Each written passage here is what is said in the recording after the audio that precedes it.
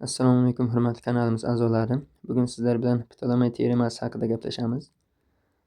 Milliy sertifikat, attestatsiya va olimpiada masalalarida bu teorema bilan bog'liq masalalar ko'plab uchrayapti. Shuning uchun bu teoremaga to'xtalib o'tishga qaror qildik. Bizga aylanaga ichki chizilgan qavariq to'rtburchak berilgan bo'lsin. Demak, ichki chizilish sharti burchak A plus burchak C barobar 180 gradus. Xuddi shunday burchak B va burchak D ning ham yig'indisi 180 gradusga teng bo'lishi kerak. Bu qavariq to'rtburchakning aylanaga ichki chizilish sharti hisoblanadi.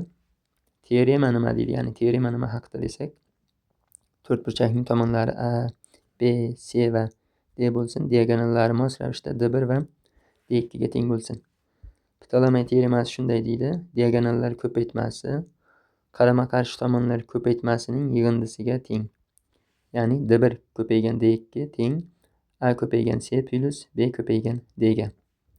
Teoremaning isbotiga to'xtalib o'tirmaymiz. Teorema tatbiqiga doir bir nechta misollarni ko'rib chiqsak.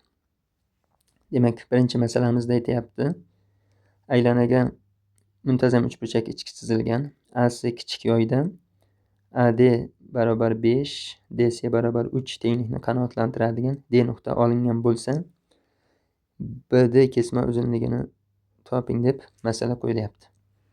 Biz BD kesma uzunligini agar x deb belgilasak, uchburchak muntazamligi uchun tomonlarini A va A bilan belgilashimiz mumkin. Shaklga qarasak, aynan yuqoridagi aylanaga ichki chizilgan qavariq to'rtburchakni eslatyapti. Diagonallari x va A ga teng, tomonlari 5, A va 3 ga teng qavariq to'rtburchak. Yuqoridagi teoremaga ko'ra A ko'paygan x barobar 5 ko'paygan A plus 3 ko'paygan A. A ko'paygan x barobar 8A.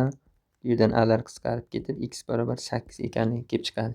Ya'ni BD masofamiz 8 ga teng. Endi ikkinchi masalaga o'tamiz.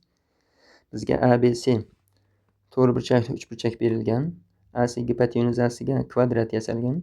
Kvadratning diagonallari kesishish nuqtasi O va to'g'ri burchak B orasidagi masofani toping deb savol qo'yilyapti. Ya'ni BO masofani toping deyilyapti.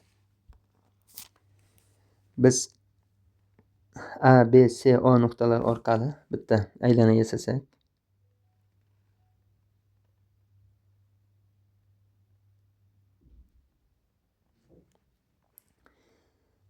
xo'p, aylanamizni yasab oldik. Endi A, B, C, O nuqtalar orqali o'tuvchi aylana yasash mumkinmi desam, ha, yasash mumkin.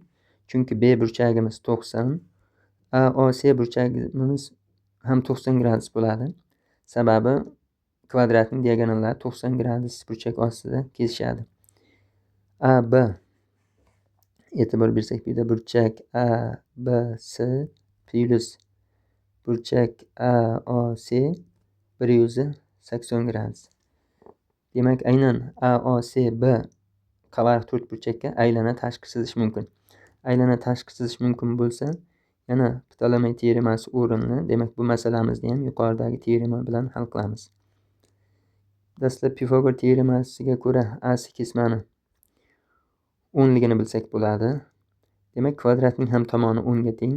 Bundan kvadratning diagonali 10 ildiz ostida 2, yarimlari esa 5 ildiz ostida 2 va 5 ildiz ostida 2 ekanligi kelib chiqadi.